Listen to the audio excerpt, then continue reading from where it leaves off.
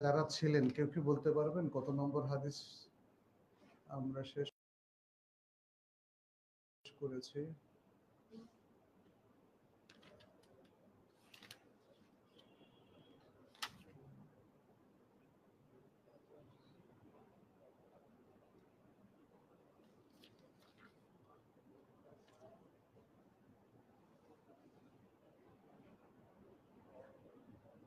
আচ্ছা, আমরা দ্বিতীয় অধ্যায় থেকে শুরু করি।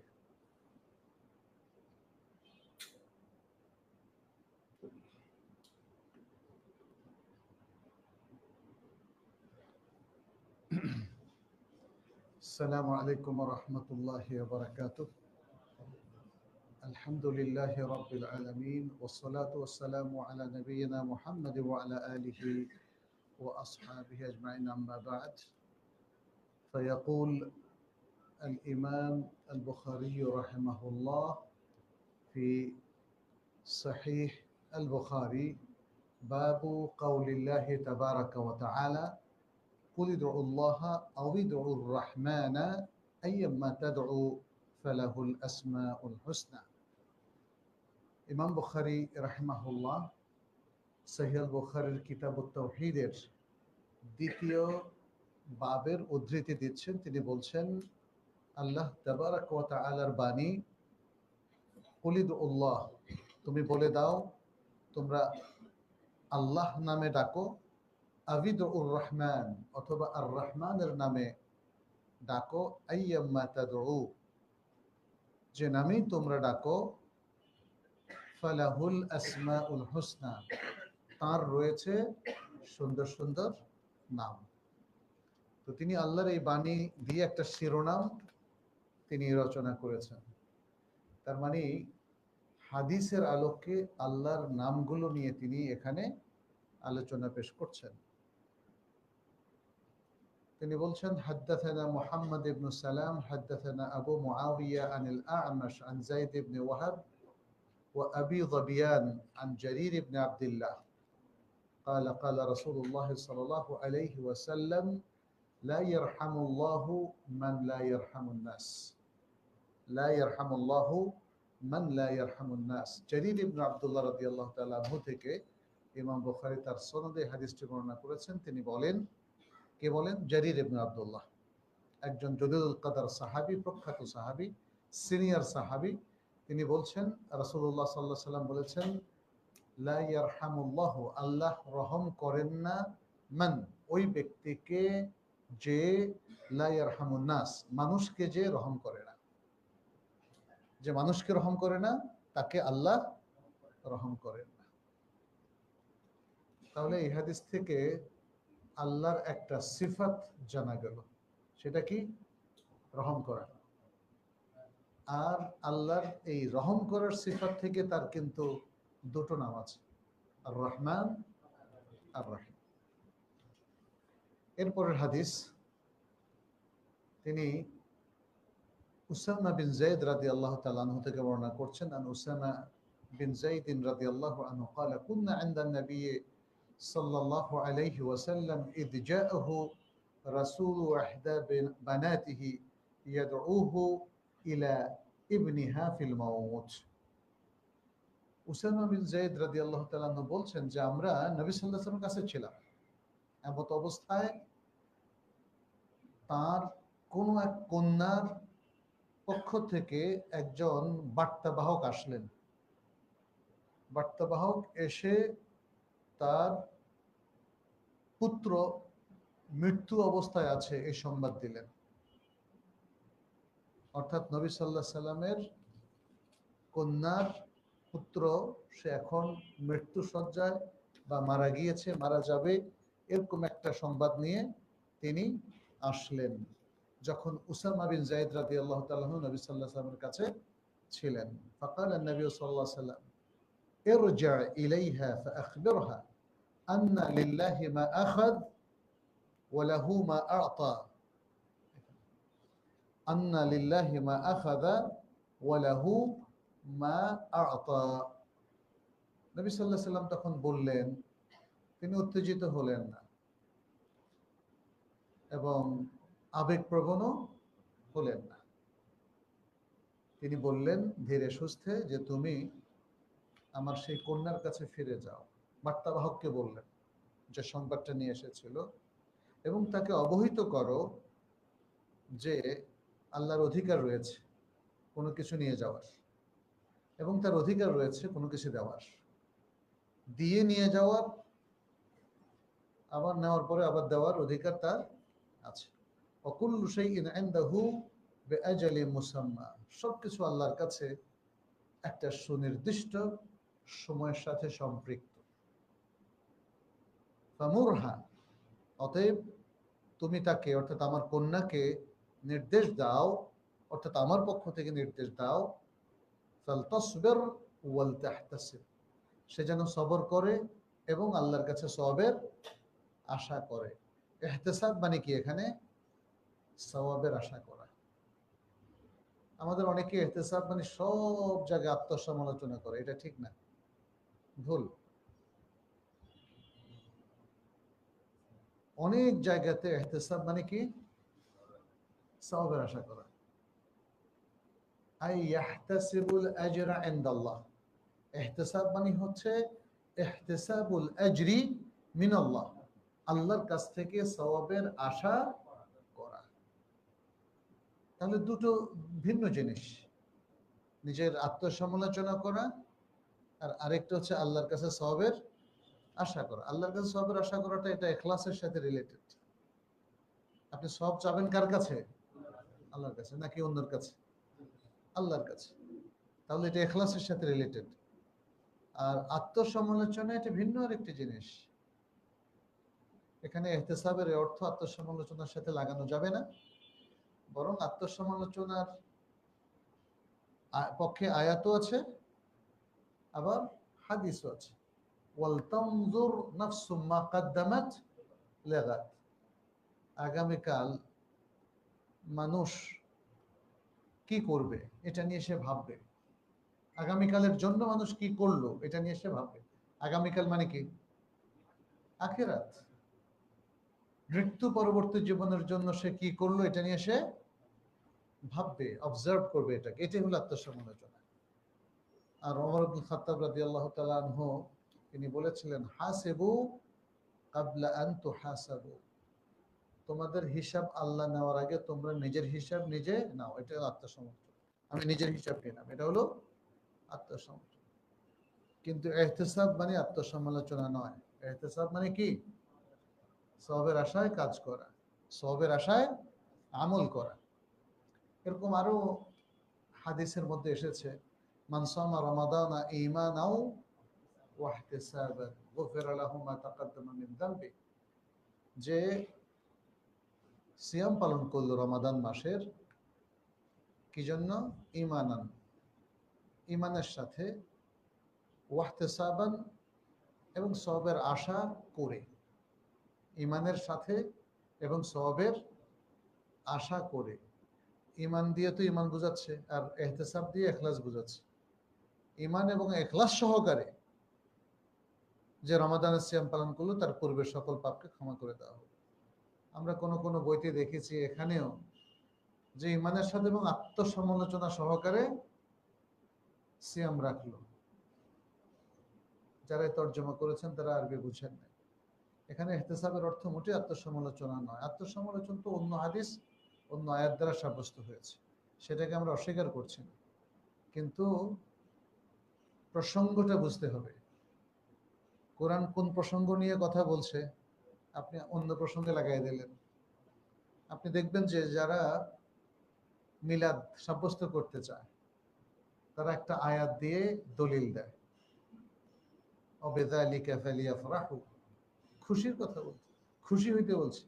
তো মিলাদে খুশি হওয়া মানে তো মিলাদ পালন করা হয়ে গেল। হ্যাঁ, এইভাবে মানে ইসলাম তো এত ফাত্রা না যে আপনি মানে যে কোনো ভাবে ইয়ে করবেন। যে যারাই জ্ঞানী তারা বুঝবে যে এই জায়গায় ত্রুটি হচ্ছে। অতএব কোরআনের দলিল ঠিক মতো ফিট করবেন, হাদিসের দলিল ঠিক মতো ফিট করবেন, তা নাহলে বিপর্যয় তৈরি হয়ে যাবে। কোরআনের নস অথবা হাদিস দ্বারা যেটা বোঝা যাচ্ছে সেটা তো আপনিও বুঝলেন না, মানুষকে তাহলে কেমনে বুঝাবেন? আর আজকে এখানে দেখেন কিতাবুত তাওহীদ পড়ছি আমরা সহিহ আল বুখারীর মধ্যে। কিতাবুত তাওহীদ অত্যন্ত গুরুত্বপূর্ণ। আমাদের অনেকেই জানে যে কিতাবুত তাওহীদ তো লিখেছেন সেই মুহাম্মদ ইবনে আব্দুল ওয়াহ্হাব। তো ইমাম বুখারীও তো কিতাবুত তাওহীদ এখানে সংকলন করেছেন। তাওহীদ তো আমাদের সৃষ্টি না। খেয়াল করেন, আমরা যত বই লিখি তাওহীদের উপর, এটা কিন্তু তালিফ, এটা কোরআন হাদিসের আলোকে লিখি। আমি নিজের মন গড়া তাওহীদের ব্যাপারে কিছু লেখার সুযোগ আছে? এটা তো আকীদার একদম মগজ। অতএব এটা পুরোটাই কোরআন হাদিস নির্ভর হতে হবে। এখানে যারা প্রথম দিকে তাওহীদ নিয়ে এইভাবে সমস্ত হাদিস এবং নুসুসগুলোকে একসাথ করেছেন, তার মধ্যে ইমাম বুখারী রাহিমাহুল্লাহ অন্যতম। তাওহীদ শিখতে হবে কোরআন থেকে। ফা'লাম আন্নাহু লা ইলাহা ইল্লাল্লাহ, এরকম আরো অসংখ্য আয়াত আছে। তাওহীদ শিখতে হবে হাদিস থেকে। তাওহীদ মানুষের বক্তৃতা থেকে যদি কেউ শেখে, সে ভুল করবে। কারণ মানুষ ভুল করে ফ্রিকুয়েন্টলি। সে রুবুবিয়াত বুঝতে ভুল করে, সে উলুহিয়াত বুঝতে ভুল করে, সে আল্লাহর আসমা এবং সিফাতের মধ্যে প্রচুর ভুল করে। মুসলিমদের নানা ফিরকা আছে যারা বাবুল আসমা ও সিফাতের মধ্যে মারাত্মক সব ভুল করেছেন। ভুল যে করেছেন এটাও জানেন না, অথবা স্বীকার করেন না। বলছেন যে আমি যেটা মনে করি ওটাই ঠিক। আমরা আজকের আলোচনায় বলেছিলাম হক কিন্তু আপনি যেটা মনে করেন সেটা না। তাহলে হক কোনটা? কোরআন সুন্নাহর মাধ্যমে হককে আবিষ্কার করতে হবে। আল কোরআন এবং আস সুন্নাহ হককে আইডেন্টিফাই করে, হককে চিহ্নিত করে, হককে উপস্থাপন করে, হককে মানুষের সামনে পেশ করে। এবং কোরআন এবং সুন্নাহ যেটাকে হক হিসেবে স্বীকার করছে ওটাই হক। আমরা যেটাকে মনে করি সেটা হক নয়। অতএব এখানে আমরা ইমাম বুখারী রাহিমাহুল্লাহকে দেখছি, দেখেন উনি নিজের কথা তেমন এখানে অ্যাডই করেন নাই। সবই হয় কোরআনের আয়াত অথবা নবী সাল্লাল্লাহু আলাইহি সাল্লামের সহিহ হাদিস। আচ্ছা, তাহলে এখানে নবী সাল্লাল্লাহু আলাইহি সাল্লাম দেখেন ওই বার্তাবাহককে বললেন তুমি তাকে নির্দেশ দাও সে যেন সবর করে এবং সওয়াবের আশা করে। মুরহা ফালতাসবির ওয়াল তাহতাসিব। فأعادت الرسول صلى الله عليه وسلم أنها قد أقسمت لتأتينها। তিনি আবারও রাসূল সাল্লাল্লাহু আলাইহি ওয়াসাল্লামের কাছে বার্তাবাহককে পাঠালেন, কসম করলেন তার মেয়ে, তাকে আসতেই হবে, তাকে আমার কাছে আসতে, বাবাকে আমার কাছে আসতেই হবে। মেয়েরা তো আসলে অনেক বেশি আবেগপ্রবণ, কষ্ট সহ্য করা তাদের জন্য কঠিন। আমাদের দেশে ছোট্ট সময়ে দেখেছি কেউ মারা গেলে মেয়েরাই বিলাপ করে, খুব কমই দেখেছি পুরুষদেরকে বিলাপ করতে, এবং সরাসরি আল্লাহর সাথে ঝগড়া করে।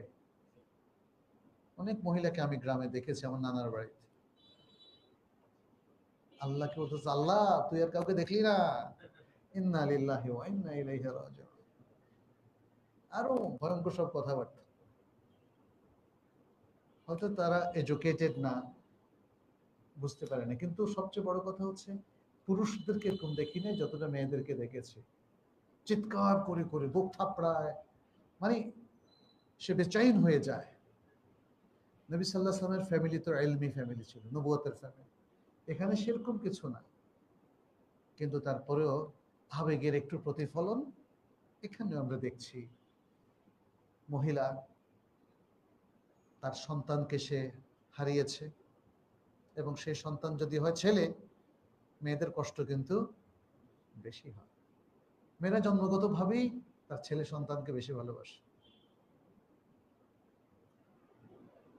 আপনারা যারা বড় ছেলে মায়ের, তারা এটা টের পাওয়ার কথা।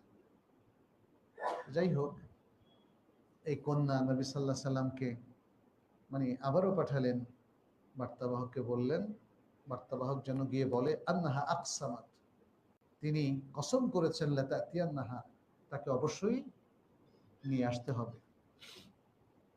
ফাকাম নবী সাল্লাল্লাহু আলাইহি ওয়াসাল্লাম, নবী সাল্লাল্লাহু আলাইহি ওয়াসাল্লাম এবার বুঝতে পারলেন যে সে কত কষ্টের মধ্যে আছে, কত মানসিক একটা কঠিন অবস্থার মধ্যে আছে।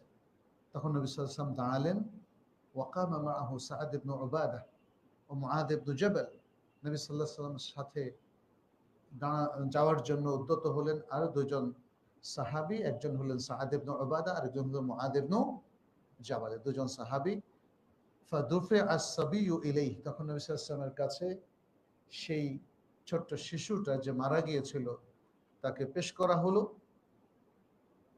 ওয়া নাফসুহু তাকাকা, মনে হয় যেন নবী সাল্লাল্লাহু আলাইহি ওয়াসাল্লামের মনটা ভেঙে পড়লো। ওয়া নাফসুহু আই নাফসুন নবী সাল্লাল্লাহু আলাইহি ওয়াসাল্লাম, তার মন, এখানে নাফসু মানে কালবুহু, তাকাকা কড়কড় করতে লাগলো। কড়কড় করে তো ভাঙে, আমরা বলি না মনটা ভেঙে গেল। মন ভাঙা আর একটা কাঠ ভাঙা কি সমান? কিন্তু অনেক সময় ভাষার মধ্য দিয়ে একটা সামঞ্জস্য পাই আমরা। তাকার মানে কড়কড় করে উঠলো, মানে কি ভেঙে গেল। নবী সাল্লাল্লাহু আলাইহি ওয়াসাল্লামের মনটাও তখন ভেঙে গেল। কাআন্নাহা ফি শান্নিন ফাফাদাত আইনাহু। হ্যাঁ,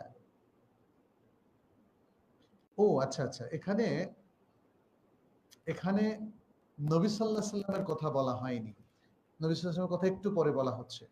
ওয়া নাফসুহু তাকাউ কাআন্নাহা ফি শান্নিন, এটা শিশুর কথা বলা হচ্ছে। বলছে না শিশুটা মৃত্যুসজ্জা ছিল, ফিল মাউত, হ্যাঁ, সে মৃত্যুর মুখোমুখি ছিল।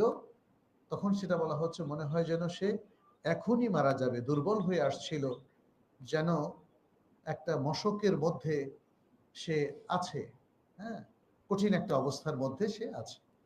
আচ্ছা, ফাফাদাত আইনাহু, তখন নবী সাল্লাল্লাহু আলাইহি ওয়াসাল্লামের দুই চোখ অশ্রুতে ভরে গেল।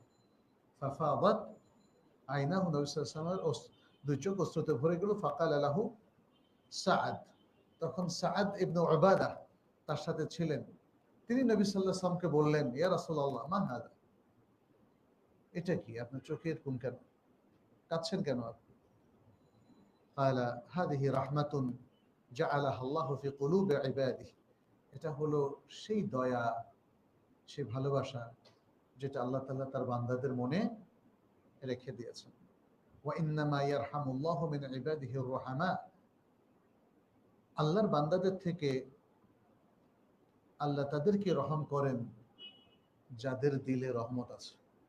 আর রুহামা, যারা অন্যদের প্রতি রহম দিল বান্দাদের মধ্য থেকে, তাদেরকে আল্লাহ রহম করেন।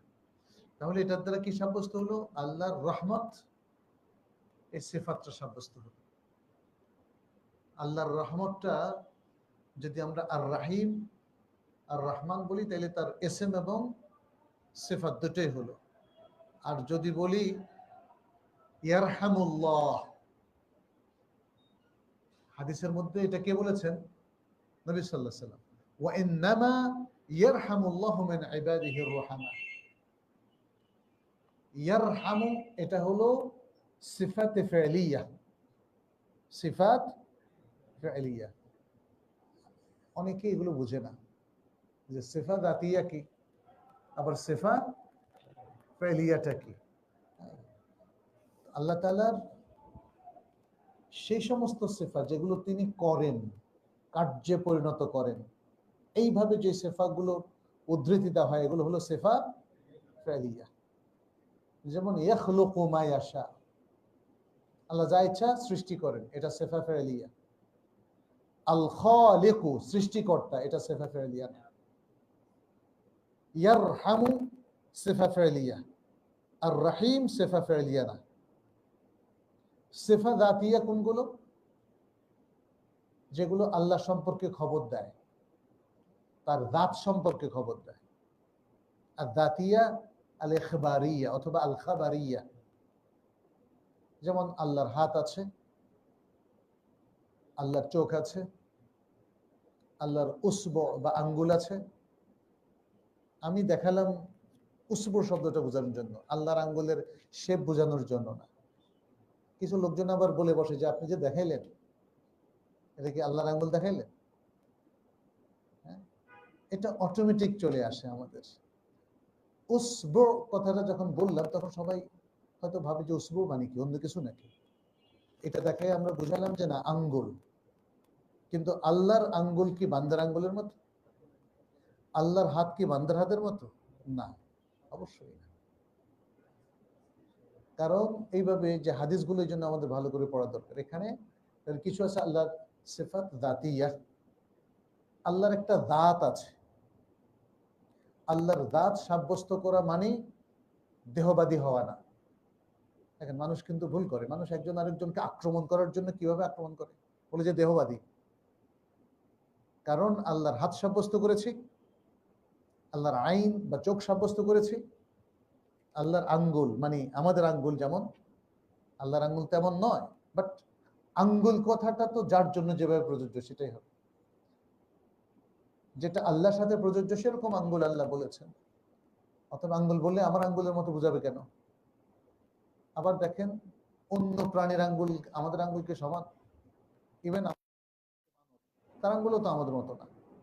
আবার পাখির আঙ্গুল দেখেন, হাতির আঙ্গুলগুলো দেখেন, এক একটা এক এক রকম। বাট আমি যখন বলি হাতিরও আঙ্গুল আছে, এই যে, তাহলে আপনি কি বুঝবেন যে হাতির আঙ্গুল আমার মতো? না। আসলে আমরা বুঝাচ্ছি যে এই যে আঙ্গুল বললাম, এই যে এগুলো হলো আঙ্গুল, কিন্তু এটা আমার, এটা হাতিরটা না, অন্য প্রাণীরটা না। অন্য প্রাণীরটা যেগুলো আমরা দেখছি সেগুলো দেখে বুঝতে পারছি ভিন্ন ভিন্ন, আর যেগুলো দেখতে পাচ্ছি না সেগুলো ধারণা করা কঠিন, না দেখার আগ পর্যন্ত অথবা কেউ ডেসক্রাইব না করা পর্যন্ত। আল্লাহ সম্পর্কেও আল্লাহ যতটুকু জানিয়েছেন তার বেশি জানা যায় না। যাই হোক, তাহলে এখানে আমরা আল্লাহর সেফা ফেলিয়া পেলাম, আবার সেফা দাতিয়াও পেলাম। এখানে মানে এই যে ইয়ারহামুল্লাহ, এই হাদিসের মধ্যে এটা সেফা ফেলিয়া হিসাবে উপস্থাপন করা হয়েছে। আবার যখন সূরা ফাতিহার মধ্যে আমরা পড়ছি বিসমিল্লাহির রহমানির রহিম, আলহামদুলিল্লাহি রাব্বিল আলামিন আর রহমান আর রহমানির রহিম, এটা কিন্তু এখানে সিফা ফেলিয়া নয়। আচ্ছা, যেমন আল্লাহ আরশের উপর আছেন, এটাও দুইভাবে আল্লাহ তাআলা বর্ণনা করেছেন। একভাবে যেমন সিফা ফেলিয়া, ইস্তাওয়া আলাল আরশ, ইস্তাওয়া আল আরশ। আর অন্য জায়গায় তিনি আল্লাহ যে উপরে আছেন সেটা বোঝাচ্ছেন, হুয়াল আলিয়ুল আযীম, আল আলী যিনি উপরে থাকেন, আল আলী যিনি উপরে থাকেন। আল্লাহ উপরে থাকেন, আল্লাহ সমস্ত সৃষ্টির উপরে, আল্লাহ সকল সৃষ্টি তার নিচে। কিন্তু আল্লাহর সৃষ্টি এত বেশি, আল্লাহ কিন্তু আপনার গড়বড় হয়ে যায়। কিরকম? একটা গোল জিনিস, ধরেন আল্লাহ অনেক উপরে, একটা গোল জিনিস, গোল জিনিসের এই পাশেও আপনি আছেন, তাহলে আপনার উপরে। কিন্তু আপনি যখন এই পাশে আছেন তাও আপনার উপরে। আপনি যখন নিচে আছেন একটা গ্লোব, তাহলেও তো আল্লাহ উপরে। কিন্তু দেখেন আপনি কিন্তু ঘুরতেছেন, আপনি যেভাবে ঘুরেন না কেন সর্বাবস্থায় আল্লাহ কোথায়? উপরে। যাই হোক, এটা এইভাবে দেখালাম কারণ অনেকে বুঝতেছে না। বললো যে আল্লাহ আমার উপরে, বুঝলাম, তো যে বেটা আমাদের নিচে, যেমন ধরেন আমেরিকা আমাদের নিচে, তখন আল্লাহ উপরে হয় কেমনি? আল্লাহ তো তখন নিচে পড়ে যাবে। ইন্না লিল্লাহি ওয়া ইন্না ইলাইহি। এটাকে বলা হয় আল উলু ওয়াল মুতলাক, অ্যাবসলিউট মিনিং। মহাশূন্য এত বড়, আর আপনি এত ছোট্ট গ্লোবে থেকে আপনার সীমাবদ্ধটাকে আপনি কিন্তু আল্লাহর উপরে অ্যাপ্লাই করছেন। এটাই হচ্ছে তাসবিহ, এটাই নিষেধ করা হয়েছে। বুঝতে পেরেছেন? এটাই হচ্ছে সাদৃশ্য তৈরি করা। আপনার সমস্ত চিন্তা চেতনা জুড়ে আছে এই ছোট্ট সৃষ্টির সীমাবদ্ধতা, আপনি সেটাকে অ্যাপ্লাই করতে চান আল্লাহর উপরে। আমাদের এখানে যে কালের যে ডাইমেনশনটা আছে, তাই না? এখন তো এগুলো নিয়ে অনেক বৈজ্ঞানিক পড়াশোনা এবং ইয়ে আছে। তা আল্লাহ তো এই সমস্ত ডাইমেনশনের বাইরে। কালকে না পরশু আমি একটা পড়লাম, সেখানে বলছে বিজ্ঞানীরা এখন দেখছেন মানে এই যে ডাইমেনশন, এর বাইরে গেলে আপনার অতীত বর্তমান ভবিষ্যৎ এক জায়গায় অবস্থান করছে। অতীত, বর্তমান, ভবিষ্যৎ এক জায়গায় অবস্থান করছে। তো আমরা এখন যে জায়গায় আছি আমরা তো এটা বুঝবো না। আপনি ইউটিউবে দেখার আগে মধ্যাকর্ষণ শক্তির বাইরে গেলে মানুষ কেমনে চলে এটা কখনো কল্পনাও করতে পারছেন? এখন পারতেছেন না। মহাকাশ জানে দেখেন লোকগুলো কিভাবে ভাসে, কারণ সেখানে মধ্যাকর্ষণ শক্তি নাই। মানুষ যে এভাবে ভাসতে পারে শূন্যের মধ্যে, এটা তো অকল্পনীয় আমাদের কাছে, আমরা যারা এই পৃথিবীতে বসবাস করি। কিন্তু বাস্তবতা হচ্ছে হ্যাঁ ভাসতে পারে, বিকজ সেখানে কোনো মধ্যাকর্ষণ শক্তি নাই। তাহলে আপনি আজকে অতীত, বর্তমান, ভবিষ্যতের যে ব্যাখ্যাটা দেখছেন আপনার কাছে সেটা বাস্তব, কোনো সন্দেহ নাই। বাট আপনার এই বাস্তবতার বাইরে কি যে বৃহৎ জগৎ আছে, যে বিশাল মহাশূন্য আছে, সেটার ডাইমেনশনটাকে আপনি পৃথিবীর সাথে একাকার করে ফেলছেন কেন? আপনি সৃষ্টির সাথে স্রষ্টাকে একাকার করছেন কেন? তাই না? এই বিষয়গুলো আমাদেরকে ভাবতে হবে, যেহেতু আল্লাহ সুবহানাহু ওয়া তাআলা বলে দিয়েছেন লাইসা কামিথলিহি শাইউন ওয়া হুয়াস সামিউল বাসীর। বাস, এটাই মূলনীতি। কোনো কিছু আল্লাহর মতো না। আমি এইভাবে দেখাই, যেভাবে দেখাই, আমি দেখি শব্দ। আমরা যেটা হাত দিয়ে ইশারা করি সেটা কি শব্দ, উসবুন। যাতে আপনার বুঝতে অসুবিধা না হয় যে উসবুন বা ইসবাউন মানে হলো আঙ্গুল, হাত, ইয়াদ। আমি এভাবে দেখাই কারণ শব্দটা ইয়াদ, অন্য কিছু না। ইয়াদ অর্থ অনেকে করে কি কুওয়াত, তাবিল করে ফেলে, কিন্তু এখানে তাবিল করা যাবে না, কারণ তাবিল করার কোনো দলিল নাই। আচ্ছা, এরপর হাদিসে যাই আমরা।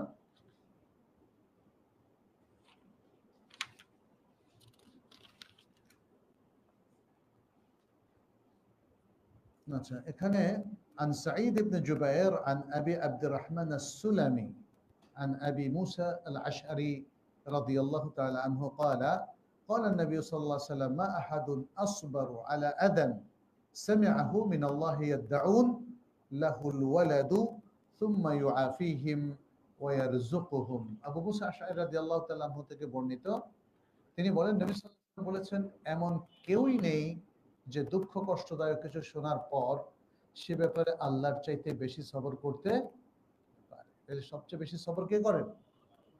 আল্লাহ। এটা কি আল্লাহর সিফাত হলো না? একজন মানুষ কুফরি করছে, শিরক করছে, তৃতীয় জন বলছে আল্লাহই নাই, আল্লাহ সবর করছেন কিনা বলেন? হ্যাঁ, আল্লাহ কিন্তু সাথে সাথে শাস্তি দিচ্ছেন না। আপনাকে কেউ যদি একটা টোকা দেয়, আপনি যদি বলেন আগামী বছর তোমাকে শাস্তি দেব, এরকম আছে কোনো মানুষ? একটা ঘুষি দিলে যে ঠিক আছে আগামী বছর, এখন কি মাস? নভেম্বর মাসের আজকে 14 তারিখ, তাহলে আগামী বছর 13 তারিখে, এক বছর পরে হলে তোমার এই ঘুষিটা দেবো, এটা কেউ বলে না। এক বছর পর্যন্ত কেউ অপেক্ষা করে? ওইটা বাদ দেন, এক মাস, বা কেউ কি এটাও বলে যে এক সপ্তাহ পরে আমি প্রতিশোধটা নিব? মানুষ প্রতিশোধ নাই কখন? সাথে সাথে, সাথে সাথে সবর নাই। অধিকাংশ মানুষের মধ্যে সবর নাই। তবে কিছু লোক আছে সবর তাদের আছে, তারা চিন্তা করে আমি যদি এখন প্রতিশোধ নেই তাহলে তার কনসিকুয়েন্স, ওইটা চিন্তা করে সে সবর করে। কিন্তু আল্লাহর জন্য তো এগুলো জরুরি না, কিন্তু আল্লাহ সবর করেন, কারণ সবর করাকে তিনি ভালোবাসেন। ইন্নাল্লাহা মাআস সাবিরিন ইন্নাল্লাহা ইউহিব্বুস সাবিরিন। তাহলে এই হাদিস থেকে আমরা বুঝলাম যে সবর আল্লাহর সিফাত, এবং এই সবর থেকে আরেকটা সিফাতও তৈরি হয়েছে, সবুর। আমরা বলি আব্দুস সবুর, বলি কি না? নাম রাখি কারণ এটা আল্লাহর সিফাতি নাম। আল্লাহর সিফাতি নামের সাথে আব্দ শব্দ প্রয়োগ করে বান্দার নাম রাখা যায়, যেমন আব্দুল্লাহ, আব্দুর রহমান, আব্দুর রাহিম, আব্দুল আলিম, আব্দুল হালিম, আব্দুস সবুর। এভাবে যে নামগুলো আল্লাহর সাব্যস্ত হয়েছে সেই নামগুলোর সাথে আব্দ শব্দ প্রয়োগ করে ছেলেদের নাম, আর আমাতুন শব্দ প্রয়োগ করে মেয়েদের নাম রাখা যায়। আমাতুল্লাহ, আমাতুর রহমান, আমাতুর রাহিম, আমাতুল আলিম, আমাতুল হালিম এভাবে রাখা যেতে পারে।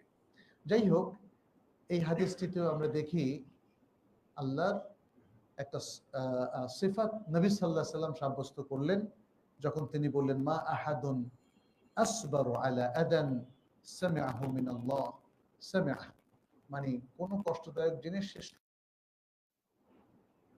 এবং এই কষ্টদায়ক বস্তু শোনার পর এমন কেউ নেই যে আল্লাহর চেয়ে বেশি সবরকারী আছেন। লোকেরা আল্লাহ সন্তান আছে বলে দাবি করে, অথচ আল্লাহর কি সন্তান আছে? আল্লাহ কি রেগে যান?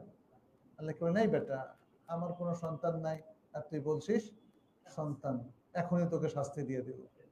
হ্যাঁ, এটা আল্লাহ করেন না। এরপরেও তিনি তাদেরকে দুনিয়াতে তুলনামূলক শান্তিতে রাখেন এবং কি করেন, রিজিকও দেন।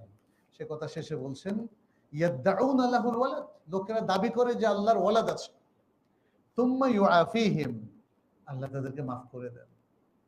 মাফ করে দেন মানে আপাতত আফিয়াতের মধ্যে রাখেন, আফিয়াতের মধ্যে রাখেন, ওয়ারযুকহুম, এবং তাদেরকে রিজিকও দেন। এই যে সারা দুনিয়ার কাফের কত আল্লাহদ্রোহী আছে, আল্লাহ কিন্তু বলেন না যে এর একটা রোগ দিয়ে মেরে ফেলবো, অথবা শোক দিয়ে মেরে ফেলবো, অথবা শখ দিয়ে মেরে ফেলবো, অথবা খাবার বন্ধ করে দেবো, রিজিক বন্ধ করে দেবো।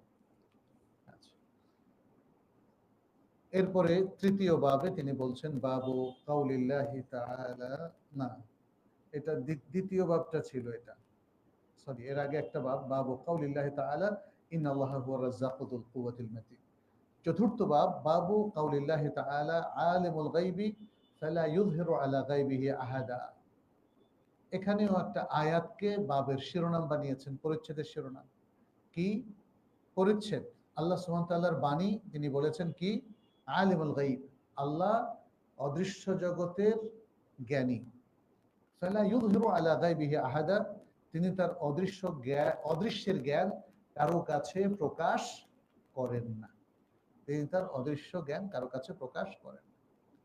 আচ্ছা, এরপরে তিনি আরো কয়েকটা আয়াত এখানে নিয়ে এসেছেন। আলিমুল গায়ব এটা কিন্তু আল্লাহর সিফাত, এটা আল্লাহর সিফাত।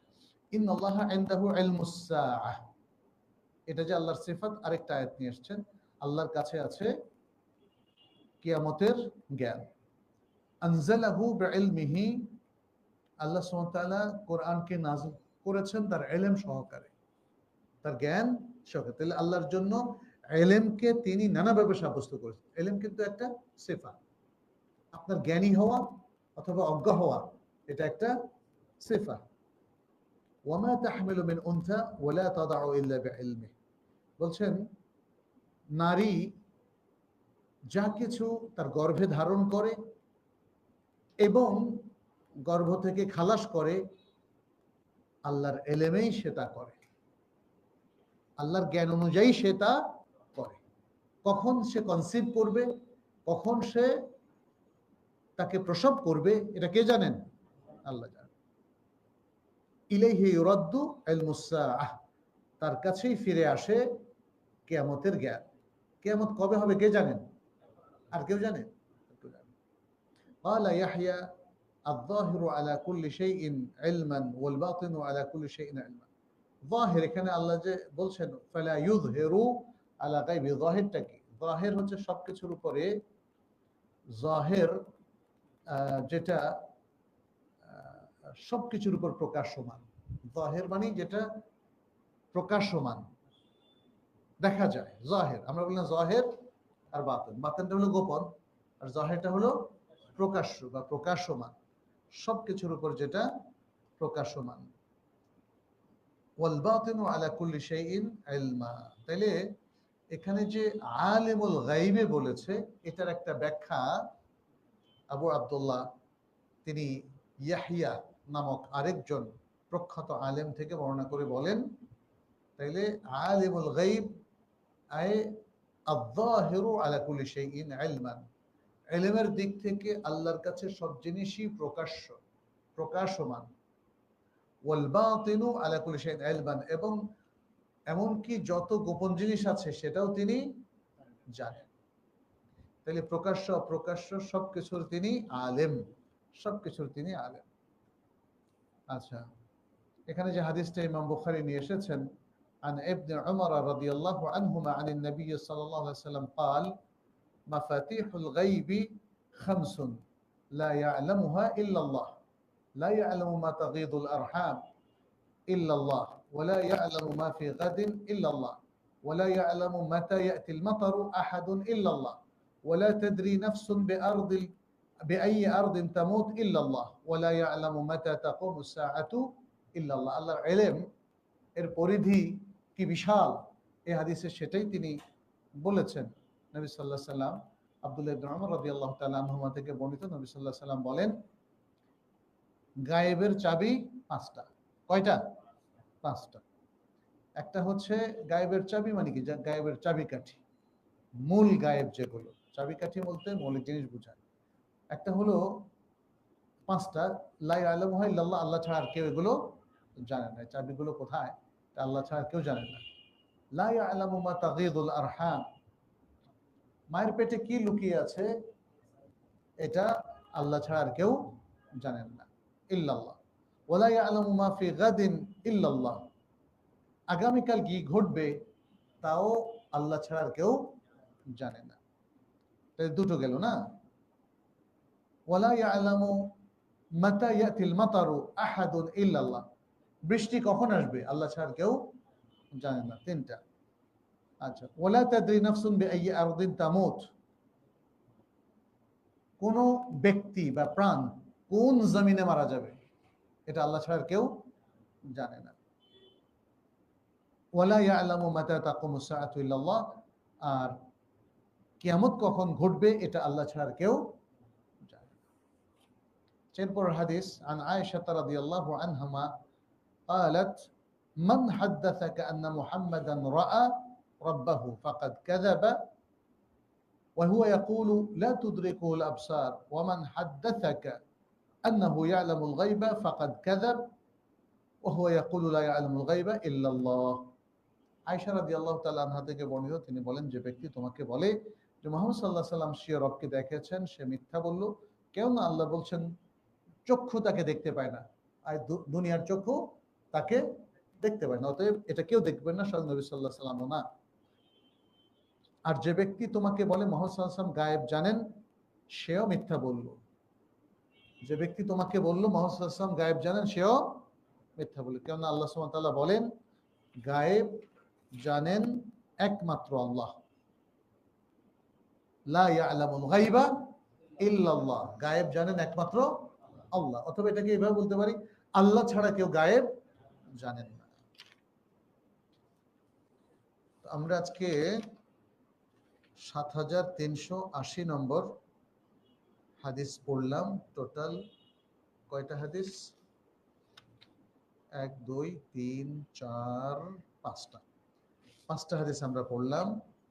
এখানে আল্লাহ সুবহানাহু ওয়া তাআলার বেশ কিছু সিফাতের বর্ণনা আছে এবং সামনে আরো খুবই চমৎকার কিছু বর্ণনা আসছে, যেগুলো পড়ার মধ্য দিয়ে আমরা আকীদা শিখে ফেলব।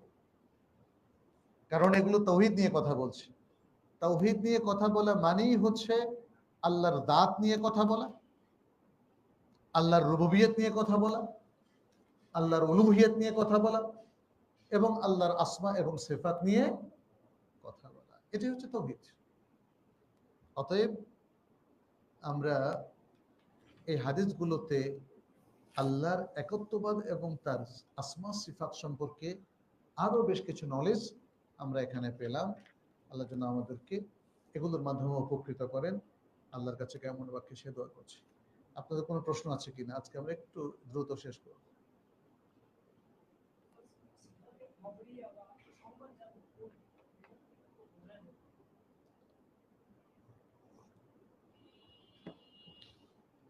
সিফাতে খবরিয়া হচ্ছে আল্লাহ সম্পর্কিত যে বিষয়গুলো দেওয়া হচ্ছে। এখানে আল্লাহ কি করছেন, তার উলুহিয়ত রুবুবিয়ত এর সাথে সংশ্লিষ্ট কর্মসূচি এখানে নাই।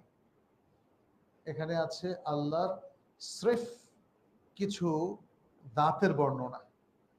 এই জন্য এগুলোকে আসিফাত আদ-দাতিয়া আল খাবারিয়া বলা হয়। আল্লাহ সম্পর্কে অবহিত করা, এগুলো হচ্ছে আল্লাহ সম্পর্কে অবহিত করা, ইয়াদুল্লাহি ফাওকা আইদিহিম। হ্যাঁ, এভাবে আল্লাহর জাতের সাথে যে সকল বর্ণনাগুলো এসেছে, আমরা বর্ণনায় বলবো, খুব সতর্কতার সাথে কথা বলতে হবে। যদি আমি বলি আল্লাহর যে সকল দৈহিক অবয়ব বর্ণনা হয়েছে, তাহলে এটা আদব হবে না। এটা আদব হবে না। শুধু আদব হবে না এমন নয়, এটা ভয়ঙ্কর ভুল। আল্লাহ কি বলেছেন তার জন্য একটা দেহ আছে, কিন্তু আপনি দুনিয়ার ক্যালকুলেশনে যাবেন না। দুনিয়ার যে ডাইমেনশন গুলো আছে এবং যে সীমাবদ্ধতাগুলো আছে, সেগুলোকে আপনি আল্লাহর উপরে অ্যাপ্লাই করবেন না। আপনি যদি, যেমন আমরা যেটা বললাম, আপনি আল্লাহর জন্য জিসিম সাব্যস্ত করছেন না। কেউ যদি বলে যে আল্লাহর হাত আছে, অথচ আপনি বললেন দেহ নাই, এটা কেমনে হইল? হ্যাঁ, একদল মানুষ বলে যে আল্লাহ নিরাকার, আরেক দল বলে যে আল্লাহ আকার বিশিষ্ট। তো আকার হইলে কোন আকার? আপনি যে আকার বলছেন, তাহলে একটা না একটা আকার। যদি বলেন যে না, এটা আল্লাহর জন্য যেভাবে প্রযোজ্য, তাহলে আকার কথাটা যে আল্লাহর সিফাত, এটা পেলেন কোথায়?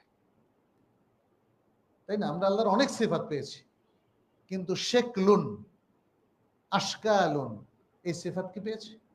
জিসমুন, আজসামুন, এই সিফাত কি পেয়েছি?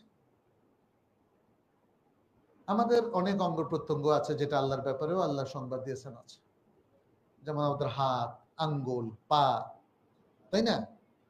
এই যে নানাহ সিফাত আল্লাহ তার দাঁতের ব্যাপারে বলছেন, এটা হলো সিফা খাবারিয়া, এটা হলো সিফা খাবারিয়া। কিন্তু এগুলো আমাদের গুলোর সাথে এলোমেলো করে যদি বুঝতে যান, তাহলে সমস্যা। আপনাকে গভীরভাবে অ্যাট্রিবিউট গুলো আসলে কি, এবং আল্লাহর এই অ্যাট্রিবিউট গুলো কিভাবে সাব্যস্ত হয়েছে, সব কিছুকে যদি আপনি আপনার লোকাল কায়দায় বিচার করেন, তাহলে মুশকিল। আপনি তো অন্য দেশের উন্নতি অবনতিও বাংলাদেশের লোকাল পার্সপেক্টিভ থেকে বিচার করলে হবে না। আমি এখানে দেখেছি ছোট সময় নদী, সে মেঘনা নদী, পদ্মা নদী, কি বিশাল। কিন্তু আপনি অন্য দেশে গিয়ে দেখেন, আমাদের দেশের খালকে ওরা নদী বলে চালায় দেয়। চালায় দেয় মানে এটাকে নদী বলে আসলে। আরব দেশেও তো ছোট্ট ড্রেন গুলোরা নদী বলে, নাহার নাহার, তাজরি মিন তাহতিহাল আনহার। আমরা যখন জান্নাতের বর্ণনা শুনি, তখন আমার মনে হচ্ছিল, আমি ছোট সময়ের কথা বলছি, জান্নাতের নিচে একটা মেঘনা নদী থাকবে, একটা পদ্মা নদী, এত বিশাল। আবার যখন মক্কায় ছোট্ট পানির প্রবাহ, তখন হয়তো সেখানকার মানুষ ভাবে, জান্নাতের নিচে এরকম ছোট্ট একটা পানি থাকবে, হ্যাঁ, ছোট্ট। হ্যাঁ, তাহলে নদী দেখেন এক একজন এক এক রকম বোঝে এবং কল্পনা করছে, যার যে অভিজ্ঞতা সে অনুযায়ী। আমরা বারবার বলছি, আল্লাহর সিফাত গুলোকে নিজেদের অভিজ্ঞতা দিয়ে বিচার করা যাবে না। শুধু এতটুকু বুঝতে হবে যে সালাফে সালেহিন কিভাবে এগুলোকে বুঝেছেন, রাসূল সাল্লাল্লাহু আলাইহি ওয়াসাল্লাম কতটুকু পর্যন্ত ডেসক্রাইব করেছেন, বর্ণনা করেছেন, আল্লাহ তার নিজেকে কিভাবে তার বান্দাদের সামনে তুলে ধরেছেন। সেখানে আমাদেরকে প্রাণান্তকর চেষ্টা করতে হবে আল্লাহ এক্স্যাক্টলি যেভাবে তাকে উপস্থাপন করেছেন সেভাবে তাকে বুঝতে হবে। নিজের মন মতো করে আবেগ প্রবণ হয়ে নিজের সসীম এবং সীমাবদ্ধ জ্ঞানের আলোকে আল্লাহকে বিচার করা যাবে না। যেমন অনেকে তর্জমা করেছেন ইস্তাওয়াল আরশ, আল্লাহ আরশে সমাসীন হয়েছে। সেদিন এক মাদ্রাসায় গেলাম, ওদেরকে বললাম যে আচ্ছা বলো তো, আল্লাহ আরশের উপর আছেন, ঠিক আছে না? ওদেরকে জিজ্ঞেস করছিলাম আল্লাহ কোথায় আছে, বললো আল্লাহ আরশের উপর আছেন। তা আমি বললাম, আল্লাহ আরশের উপর দাঁড়িয়ে আছে না বসে আছে, শুয়ে আছে? বলছে উনি বসেই থাকবেন, বসে আছেন। আল্লাহ আরশের উপর বসে আছেন। আমি বললাম যে কেমনে বুঝলাম? আল্লাহ কি বলছে বসে আছেন? বলছে আমাদের মনে হচ্ছে। ইস্তেওয়া মানে তো বসা না, ইস্তেওয়া মানে বসা না, আরশের উপর থাকা। ইস্তেওয়া হচ্ছে আরশের উপর উঠা এবং আরশের উপরে থাকা। সাআদা ওয়ারতাফা ওয়া আলা। তারপরে মানে এই যে আপনি শেপিংটা দিচ্ছেন, এটা নিজের থেকে দিচ্ছেন। এই শেপিংটা আপনি দলিলের বাইরে যাবেন না। এটাই আমরা আমাদের মুসলিম উম্মার সব লোকদের বোঝানোর চেষ্টা করছি। অনেকে তাদের বুঝটা আগে থেকেই শেপড হয়ে আছে, ফলে মানে একটা সমস্যার মধ্যে তারা পড়ে গেছে, ওটা থেকে আর বের হতে পারছে না, বুঝেই আসতেছে না যেটা হাকিকা অর্থে সঠিকভাবে প্রয়োগ হতে পারে। কিন্তু হাকিকি জিনিসটাকে সাব্যস্ত করার কারণে এটাকে আমরা মানুষের সাথে গুলিয়ে ফেলবো, মিলিয়ে ফেলবো, এর কোনো কারণ নাই। আল্লাহর জন্য অবস্থান শব্দটি কি ব্যবহার করা সঠিক, এগুলো নিয়ে অনেক মানে কি বলে তর্কশাস্ত্রের বা এলমুল কালামে বিতর্ক আছে। আল্লাহ আরশের উপর আছেন, এই যে থাকাটা, এক্সিস্টেন্সটা, এটাকে কি আমি অবস্থান বলবো নাকি বলবো না, এগুলো নিয়ে প্রচুর ইখতিলাফ। কিন্তু আল্লাহ আছেন, তারপরে এই যে থাকার সময় তিনি কি জায়গাগুলোকে তার সৃষ্টির মতোই দখল করে বসেন, নাকি দখল করা ছাড়া বসেন? তিনি এই যে সময় জামানার এই ডাইমেনশনের বাইরে, যেটা তিনি বান্দার জন্য সাব্যস্ত করলেন, জামানা, চন্দ্র সূর্যের আবর্তনে দিন রাত হয়, তাই না? সময় গড়িয়ে যায়, আমরা গড়িয়ে যাই, নাকি তিনি এর বাইরে, তাই না? মুদ্রা কথা হলো, আসলে আল্লাহর জন্য, আমি আপনাদেরকে সহজ বলি, আমি অবস্থান অস্বীকার করবো না, স্বীকার মানে এটাকে সাব্যস্ত করব না, এই ধরনের কনফিউজিং ওয়ার্ড গুলো, এগুলো আমাদের আলোচ্য বিষয় না। আহলে সুন্নাহ ওয়াল জামাআহ যেটা করে, আমরাও যেটা করি, সেটি হচ্ছে আল্লাহ তার নিজের জন্য এবং রাসূল সাল্লাল্লাহু আলাইহি ওয়াসাল্লাম আল্লাহর জন্য যা কিছু সাব্যস্ত করেছেন, নির্দ্বিধায় আমরা সেগুলোকে প্রকৃত অর্থে সাব্যস্ত করব। কোনো তাবিল করব না, তাশবিহ করব না, তাতিল করব না, তামথিল দেব না। বোঝা গেছে? অতএব এই আল্লাহর জন্য এটা সাব্যস্ত হয় কিনা, আল্লাহর গায়ে কি পশম আছে কিনা, ইন্নালিল্লাহ, এগুলো সব সুআল ও বিদআহ, বিদআতি সুয়াল কেউ করবেন না। এত পাণ্ডিত্য অর্জনের কোনো প্রয়োজন নেই।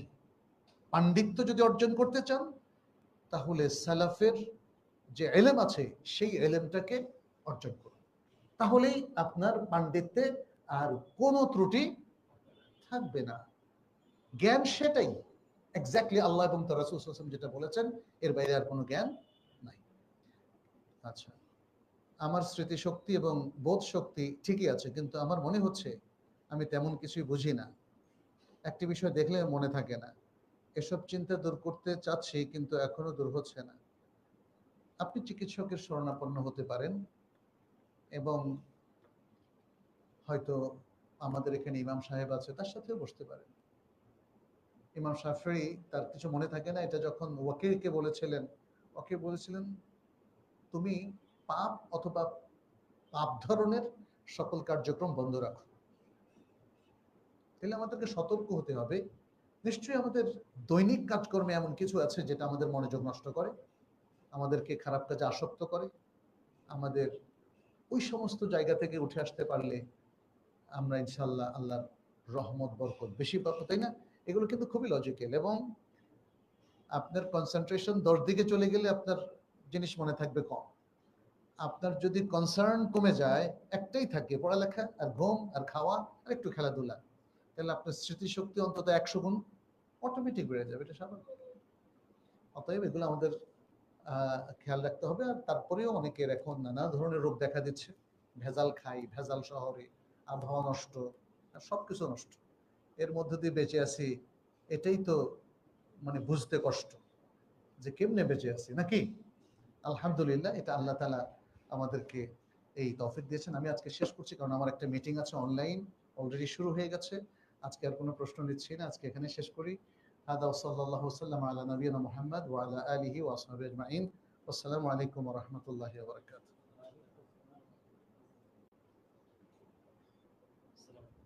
ওয়া আলাইকুম আসসালাম।